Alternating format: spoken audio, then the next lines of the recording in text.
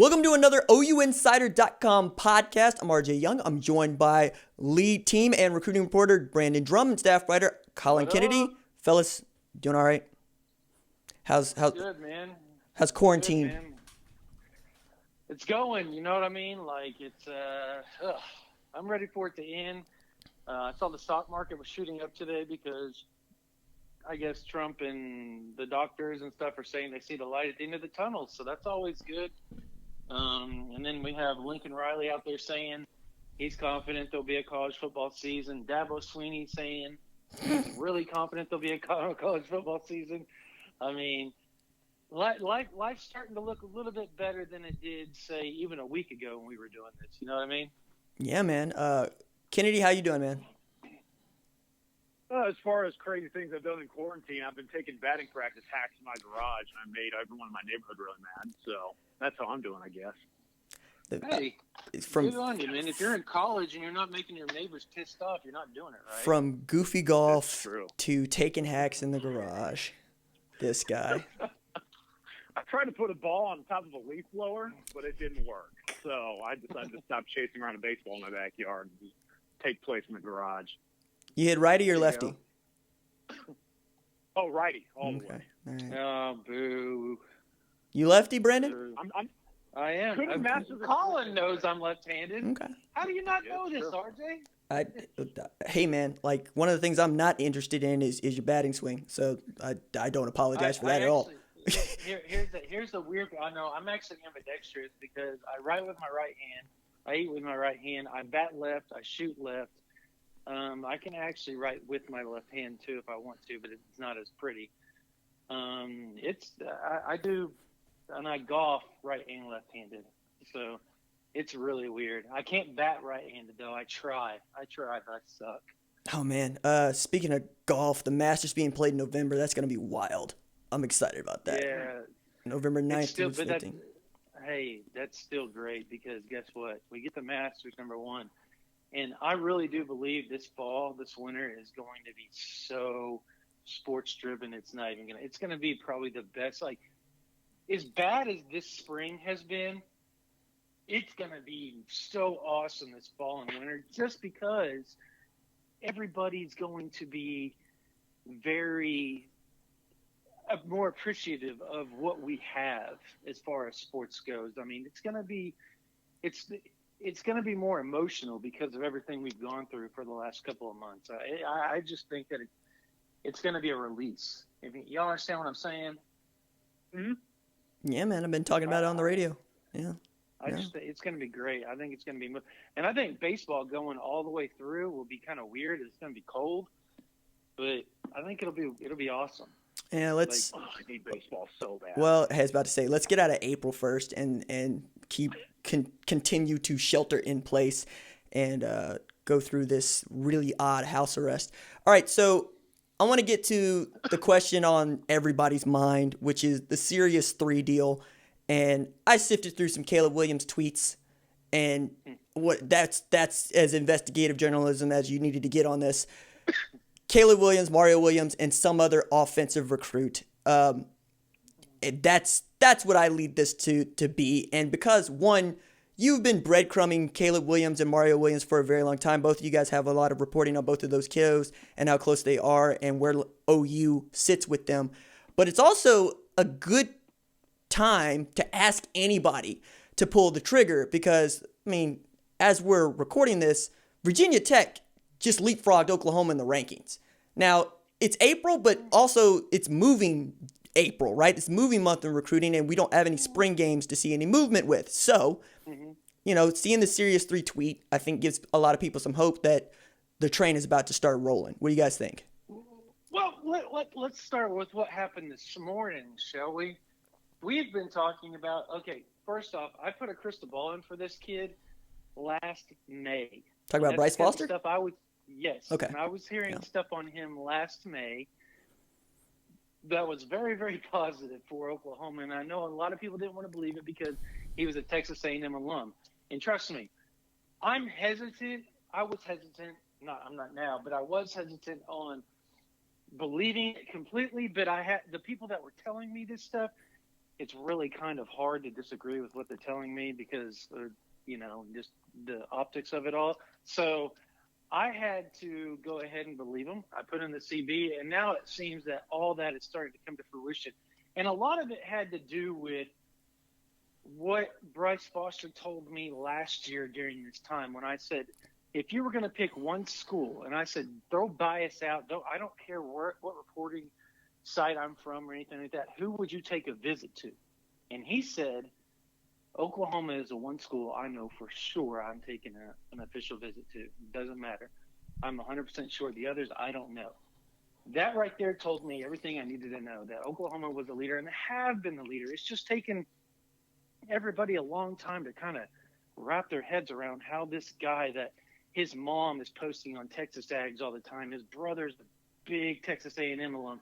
I mean, he is a legacy like no other from Texas A&M, but he loves Oklahoma, and that's just kind of his deal. He's kind of trying to set his own path in a way, but at the same time, he knows that Beatenbow has put out, more offensive linemen than everybody else. And when you have a Beatenbow versus Josh Henson battle when it comes to recruiting, I'm going to take Bill Beatenbow every time. So we can start with that as far as recruiting momentum. And you have Steve Wiltfong today putting in a crystal ball for Bryce Foster to Oklahoma.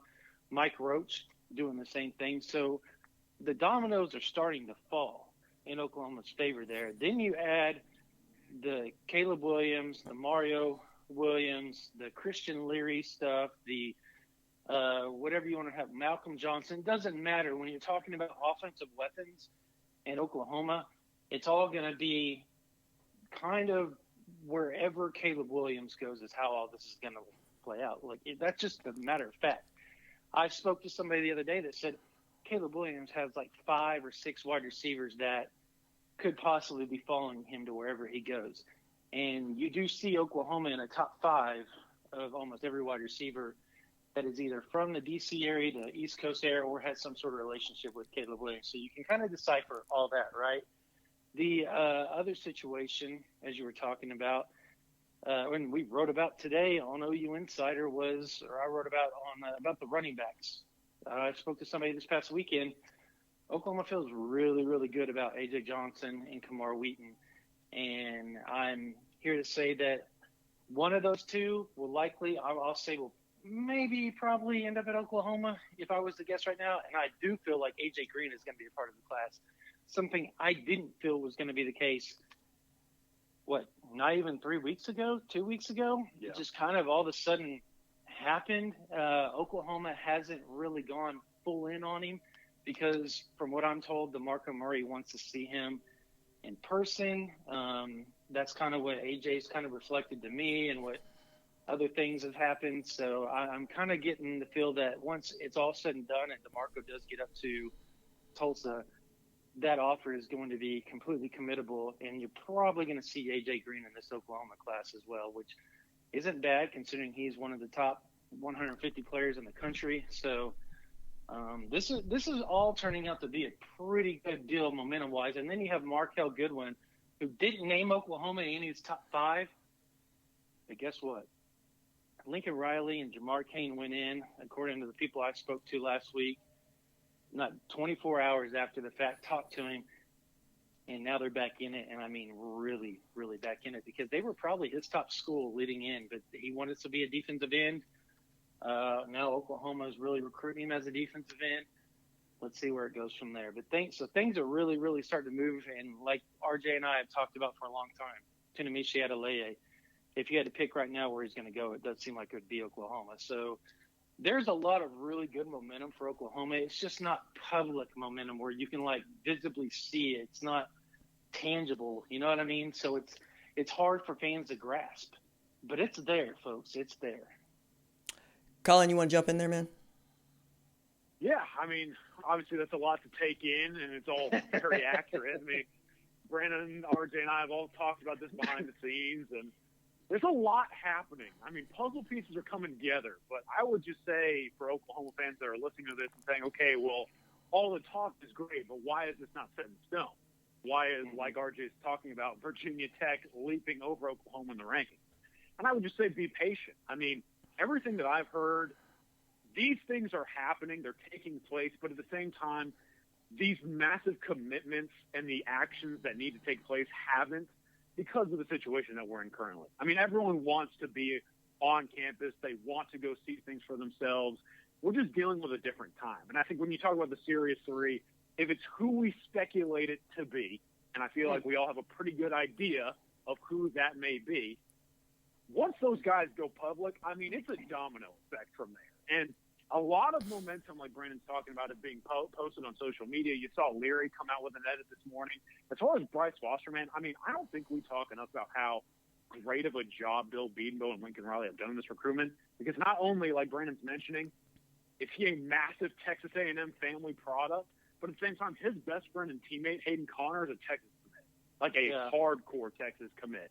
And for Oklahoma to go in there and disregard both parties in the Houston area and maybe pull this guy out and make him one of the headliners of the class, that's huge, man. That's huge. That is an incredibly high feat to accomplish. And so while all of these things are happening and them not to be finalized may be a little bit frustrating, I think Oklahoma fans just need to be appreciative of what's actually taking place. Because to be quite honest, recruiting momentum right now, it's not easy to come by because of what we're dealing with in the whole world of sports. And so I just think that this goes to show you how crazy it is that Lincoln Riley and his crew are able to pull something like this off, even when we're dealing with an epidemic and circumstances that we haven't maybe ever seen in the world of sports. Can I add something real quick to what Colin was saying? Because he made a really good point about the momentum and the Hayden Connor, Bryce Foster thing. Can we all just kind of sit back and say, wow, when you're looking at how the Oklahoma staff has really attacked Central Texas? The DFW has always been an OU mainstay, but Central Texas and Houston have been kind of hit and miss with Oklahoma. But as of late, Riley and his staff have done a fantastic job really solidifying themselves in two really fertile recruiting areas that normally isn't where Oklahoma really kind of, puts themselves in. And then when you add the D.C. area to where Oklahoma is, they've landed 2 or 3 guys the past 3 years from there, that's become a pipeline for Oklahoma. That Parnell Motley and Charles Tapper started something that I never thought would be kind of a big deal, but it is a massive deal. You bring up Oklahoma out there, and I'm telling you, I was just out there last month. Eyes perk up. You start to see things and hear things that you never would envision hearing. And that has to do a lot with Riley, the staff, Beamer, all those guys putting in work in areas that Oklahoma really was kind of on the outside looking in for the longest time.